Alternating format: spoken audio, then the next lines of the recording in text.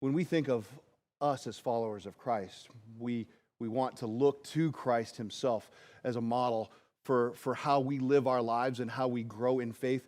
And we see that Jesus himself came when the walls of his people had fallen. Jesus came to restore our identities and make us children of God. And he faced opposition the whole time his ministry was at play. And how did he respond to that? He snuck off to quiet places to pray. He stayed grounded in prayer.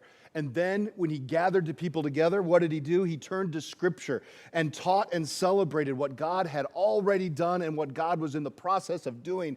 And then he held to the vision that he had from the very beginning, and he knew that vision was going to take him by way of a cross.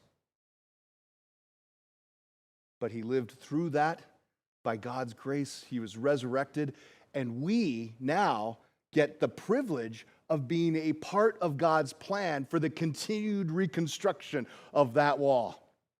Think about that for just a minute.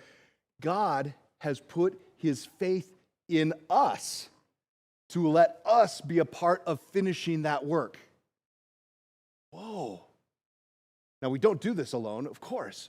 We do this together, and we do it with God. But God invites us to be a part of that. Isn't that amazing?